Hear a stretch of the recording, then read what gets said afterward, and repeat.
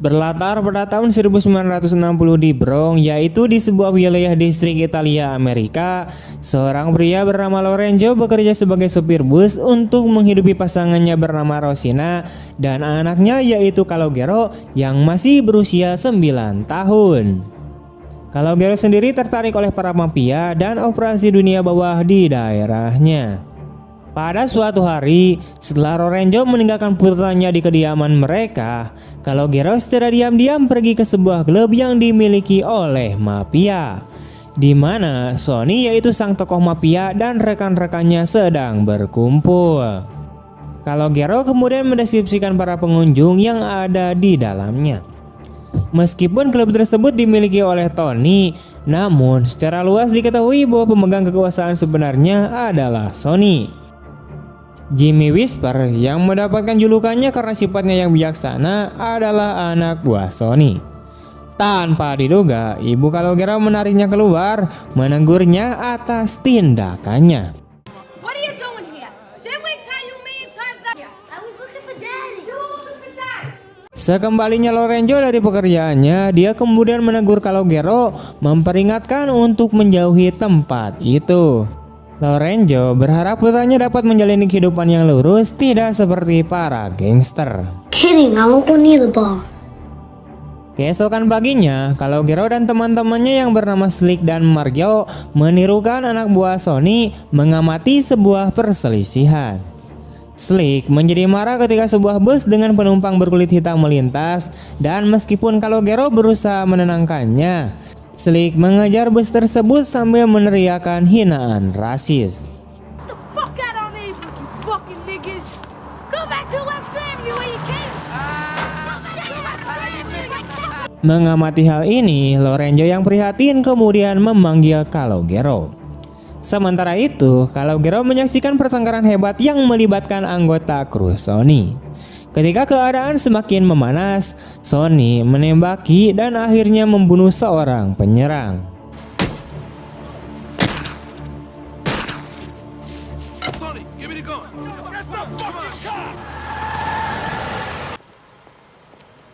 Menyadari bahayanya, Lorenzo dengan cepat meraih putranya dan kemudian membawanya ke tempat aman. Do you understand, Dad? Just fighting over a talk. Singkatnya, polisi dengan cepat tiba memberitahu Lorenzo tentang kedekatan Calogero dengan kejadian tersebut, dengan harapan dia bisa mengidentifikasi penembaknya. Selama berbaris, Calogero tidak mengidentifikasi Sonny, mengklaim bahwa tidak ada tembakan yang berasal dari kelompok tersebut. Satisfied, officer? No, I'm not. Beat it. Get out of here. Get out of my sight. Kemudian Calogero mencari validasi dari ayahnya yang menyatakan bahwa tindakan Calogero adalah baik meskipun dilakukan oleh orang yang jahat. Keesokan harinya, ketika Lorenzo mengantarkan putranya, dia kemudian merasakan anggukan pengakuan dari Sonny. Ajudan utama Sonny kemudian memasuki bus menghargai kesetiaan Calogero. Dia menawarkan posisi yang menguntungkan kepada Lorenzo yang menolaknya karena tidak ingin terlibat dalam usaha ilegal mereka.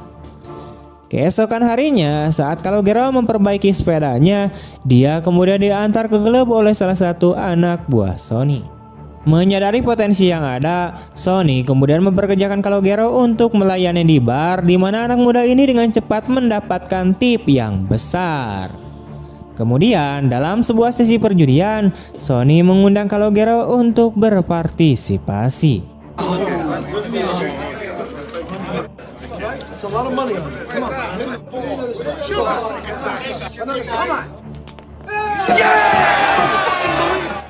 Ketika Calogero berhasil melakukan 11 operan beruntun, dia memenangkan jumlah yang besar untuk Sonny. Setelah permainan, Calogero menerima tip yang besar dari Sonny yang kemudian menamainya dengan julukan Si. Sonny mulai memperlakukan Si seperti anaknya sendiri. Ketika rumor menyebar tentang persahabatan mereka, Si menyadari adanya perubahan dalam sikap lingkungan terhadapnya, menyaksikan rasa hormat yang baru ditemukan. Pada suatu kesempatan ketika Si berhenti untuk membeli buah, penjual buah menghadiahkan buah Percy kepadanya, menolak pembayaran Si dan menyebutkan instruksi Sonny untuk menjaganya. Just tell Sonny that I took care of him. It was because of Sonny that everybody was treating me so nice. Kemudian Lorenzo dan Rosina menemukan uang Si yang terkumpul dan mempertanyakan asal-usulnya. Setelah mengetahui hubungan Si dengan Sonny, Lorenzo kemudian mengunjungi klub untuk mengembalikan uang tersebut.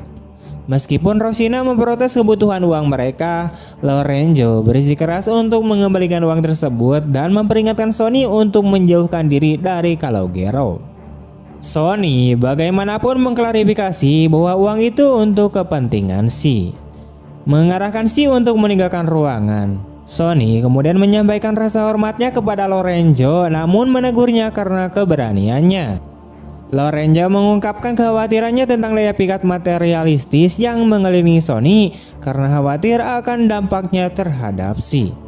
Dia kemudian memohon kepada Sonny untuk menghindari kontak dengan putranya, yang hal itu membuat sang gangster gelisah yang menghasilkan peringatan yang memanas.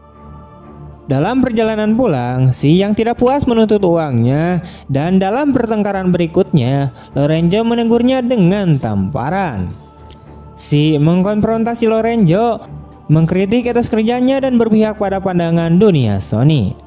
Namun Lorenzo menekankan kemuliaan kerja yang jujur dan integritas yang diperlukan. Dia kemudian meminta maaf atas tamparannya, meyakinkan Si bahwa kedewasaan akan membawa pengertian. 7 tahun kemudian, Si yang sudah dewasa berada di arena pacuan kuda bersama Sonny dan para krunya. Mereka bertaruh pada kuda yang difavoritkan, yaitu Krypton. Namun ketika seseorang petarung yang bernasib sial masuk yang mendukung kuda yang sama, Sonny secara intuitif membuang tiketnya karena memperkirakan akan kalah.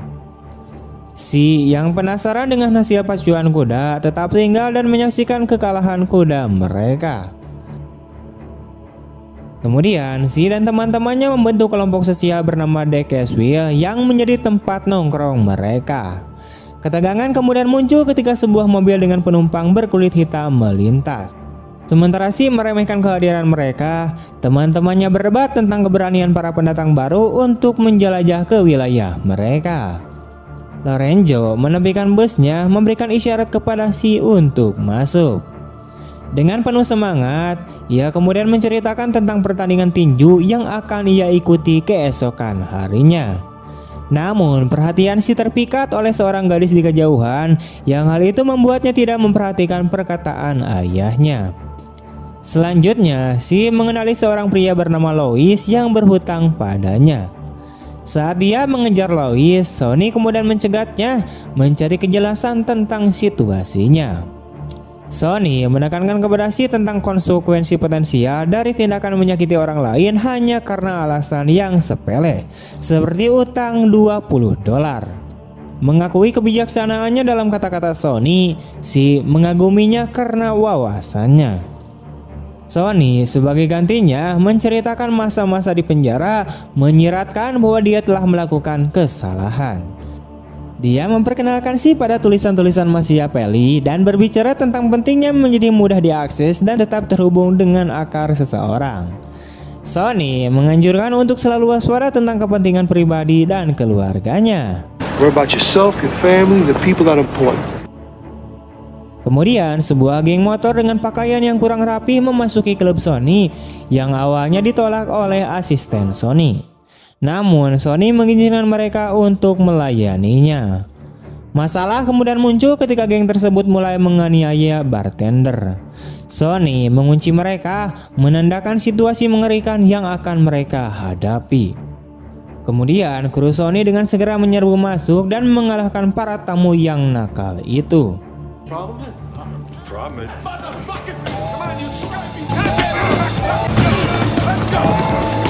Never love another. Go through life wearing a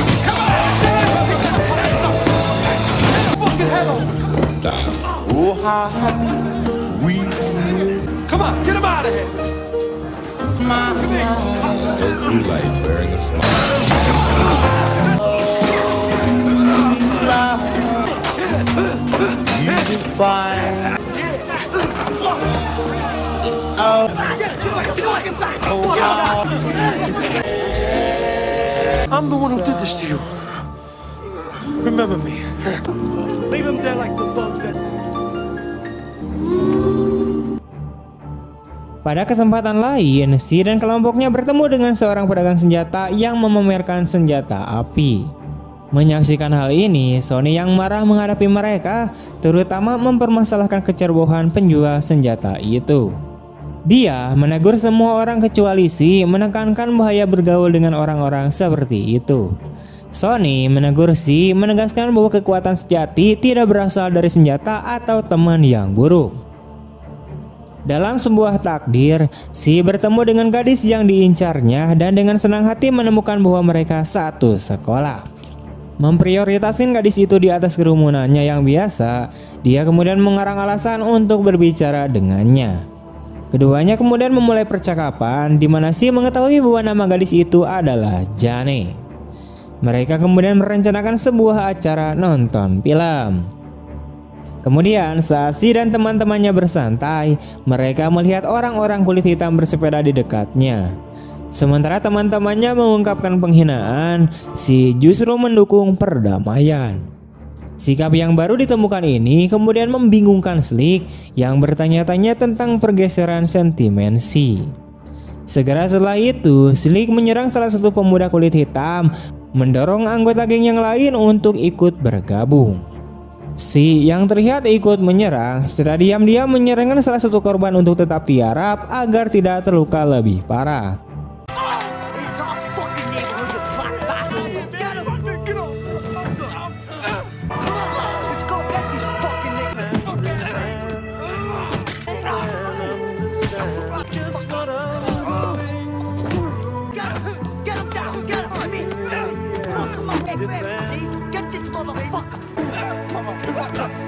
Stay down. I'm not gonna hurt you. Stay down, man. I really don't want to hurt you. I want to kill him. Hey, kill this motherfucker coming.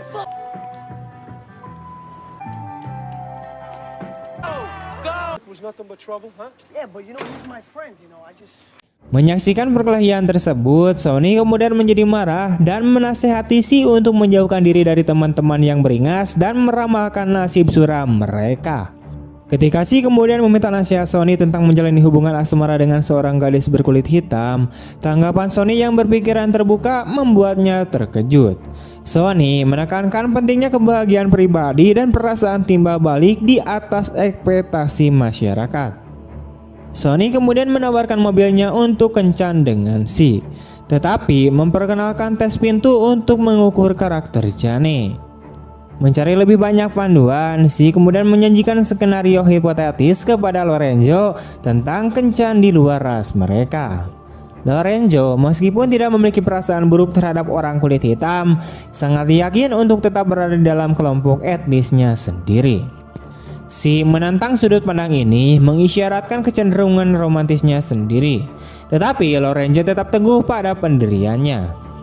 Selama kencan Si dengan Jane, dia kemudian mengungkapkan pertengkaran kakaknya baru-baru ini dengan orang Italia, menyelidiki apakah Si memiliki peran di dalamnya. Sebuah permainan identifikasi terjadi ketika saudara laki-laki Jane yang hadir di tempat kejadian menunjuk Si sebagai salah satu penyerangnya. Dalam kemarahannya, Si melontarkan hinaan rasial dan langsung menyesalinya saat Jane bergegas pergi. Saat mengembalikan mobil kepada Sonny, Si memberitahu alasan yang tidak jelas untuk kencan singkat tersebut. Setelah itu, Lorenzo menghukum Si karena menggunakan kendaraan Sonny dan menyarankannya untuk menjauhi bar. Si membalas menyoroti kepercayaan Sonny terhadapnya hanya untuk dibalas dengan keraguan Lorenzo tentang kepercayaan Sonny. Lorenzo membedakan antara rasa takut dan rasa hormat, menyiratkan bahwa Sonny lebih ditakuti daripada dihormati. Si secara defensif meremehkan profesi ayahnya.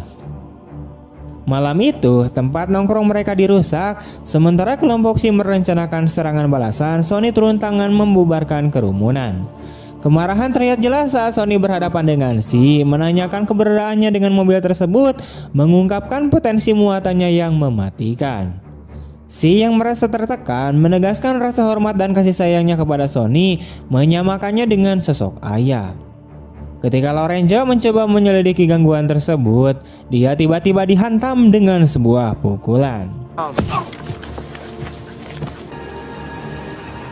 Going on before you open your mouth.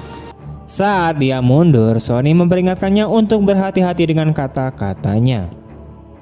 Sementara itu, Si bertemu dengan gengnya dipersenjatai dengan bom api merencanakan pembalasan. Dengan ragu-ragu, Si bergabung namun bergulat dalam dirinya untuk pergi tanpa terlihat lemah. Mobil mereka kemudian berhenti dalam bom merah dan Sony dengan agresi memaksa Si untuk keluar. Ketika Slick mencoba menenangkan Sony, dia kemudian disambut dengan pukulan keras ke arah dashboard mobil. Sebelum pergi, Sony dengan tegas memperingatkan kelompok tersebut untuk menghindari Si. Kembali ke bar, seorang rekannya memberitahu Si tentang seorang pengunjung baru bernama Jane.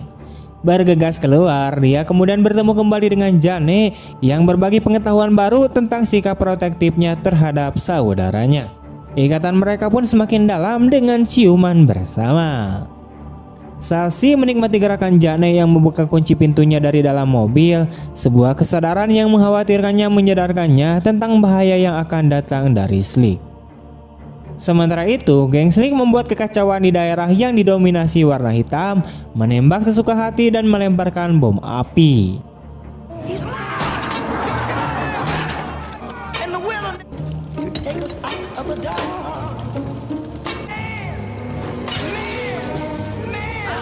Bom api yang gagal dilemparkan kembali meledakkan timbunan bahan peledak mereka, menghasilkan ledakan yang fatal.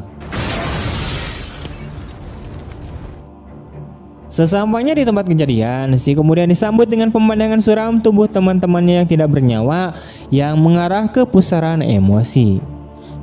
Kembali ke bar, Si menemukan sebuah pesta yang ramai. Saat menavigasi kerumunan orang, dia kemudian melihat seseorang yang tampak menyeramkan berjalan ke arah Sony. Teriakan peringatannya terlambat karena Sony ditembak secara fatal oleh anak laki-laki yang dendam dari seorang pria yang dibunuh Sony di hadapan Si.